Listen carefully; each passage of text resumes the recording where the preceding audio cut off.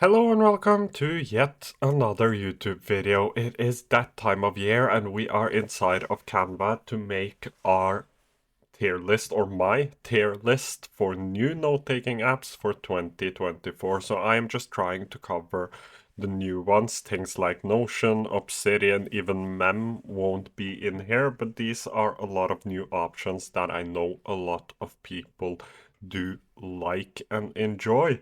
And we will just jump right into it. The first one is AnyType. As you know, I use AnyType almost as in a daily basis. I use it to schedule and plan out all of my different videos for this channel, and I do a lot of other stuff inside of there as well. And it is a great app. They are developing it quite fast. It has a lot of great features and overall is one of my favorite apps, but I will put it into A tier simply because of the learning curve. There is a huge learning curve to this app. It isn't necessarily intuitive, or object-based note-taking might not be intuitive, so that's why this will get an A tier. Then we have Stashpad, which is an app I recently reviewed. It is a good looking app, really simple to use, has a beautiful UI, and it is just a simple place to write things down. However, the pricing of $8 each month for such a simple app puts me really off. So I will put this into C tier because I don't recommend paying that much money for such a simple note-taking app. It isn't any more complex than something like, for example, Twos, and $8 each month is just way too much for a place to write things down.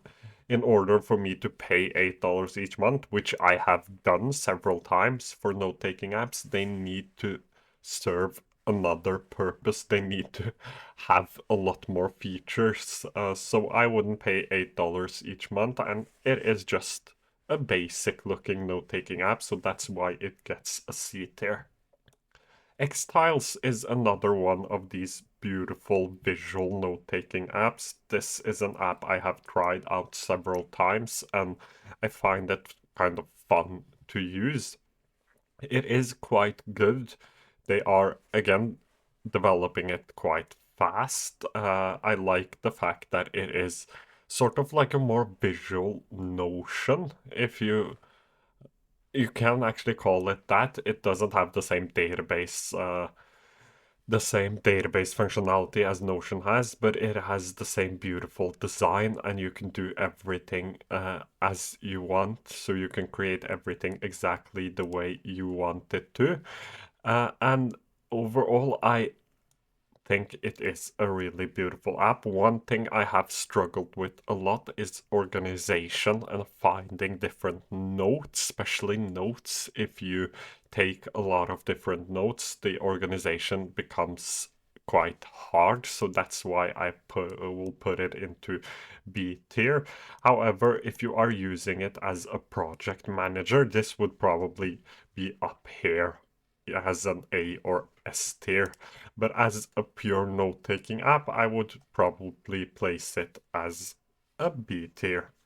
Then we have See You on Notes. I am still not sure if I am pronouncing that correctly, but this is sort of an Obsidian AnyType alternative. I have played around with it. I am making a new video on this where I will go through how databases work once they release databases to everybody. I will make a video on this. But again, a lot of these apps are great note-taking apps, but this is probably one of the best ones, and I will put it into A tier. It is quite simple to learn compared to something like AnyType, but it is a lot more complex than something like Xtiles, and um, and Stashpad, and it offers a way to link your notes together, a way to take longer notes. You could even do long form writing into this, so I will put it into A tier. And remember that all of these apps are quite new, so they still need a lot more time to develop.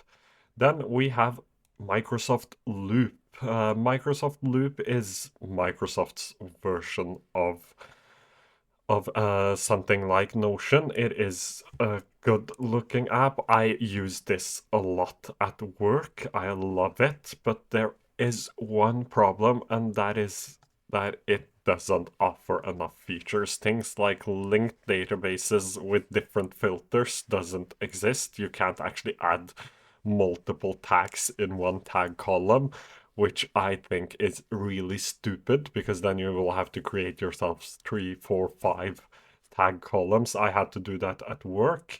However, if you are in the Microsoft ecosystem, this is the best app because it links to everything inside of your 365 suite. So I will put this into B tier, even though I believe that X-Tiles is a little bit better. Uh, but it isn't as bad as something like Stashpad. And Stashpad is just bad because it costs too much, in my opinion. Then we have Napkin Notes, which is another great note-taking app. This uses AI to actually help you to connect your different notes. It wants you to take small atomic notes, just like you would on an index card. I am actually working on creating myself a physical index card system. We'll get back with a video on that later. But this is great for people who read a lot and want to remember a lot of the things they read, things as quotes or different ideas. And I love the way it uses AI to actually auto tag and help you find connections you wouldn't find otherwise. So this will also be an A tier. Then we have Tooth. Tooth is my favorite note-taking app, and it will get an S tier simply because it is really easy to use. Right now, it is free. It has AI. They are developing it super, super fast. And I love a note-taking app that allows you to take notes quite quickly, simply because that's the main point of writing things down. It needs to be the least amount of friction as possible to actually get your thoughts down on an app or on paper or wherever. You have to want to write things down, and Tooth does a great job at allowing you to do that, to just get things down into the app and find them easily later. There are two things this app still needs to be perfect, completely perfect in my opinion, and that is mirroring things or cloning things, because I have a lot of notes that might be duplicated inside of the app. I think I have a lot of notes that is duplicated inside of the app. And the other thing is backlinking. Backlinking could actually sort the first problem with mirroring notes as well.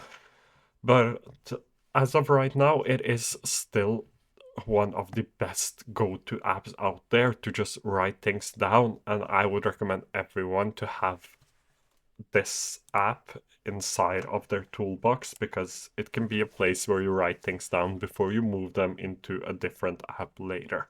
Then we have Heptabase, and I just wanted to say that this is my personal opinion, and I am no expert in note-taking apps. I'm just a person who enjoys using way too many.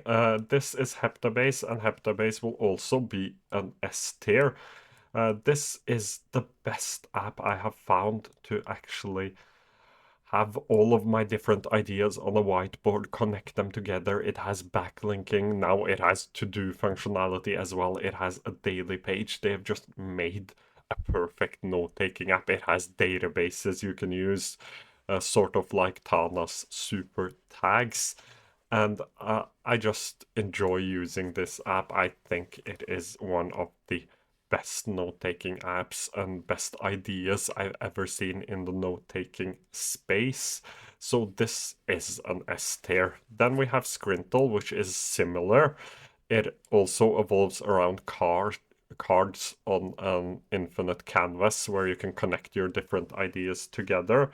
However, it isn't as good or as developed as Heptabase. I would recommend Heptabase over Scrintl personally. I have used both for a period of time, but I like Heptabase a lot better because it allows me to use databases as well, and has um, uh, it also has the daily page and journal, and you can just write things down into your daily page and move them somewhere else later, while in Scrintl it is probably just good for sort of researching stuff and connecting the different research together. So I will put this into A tier.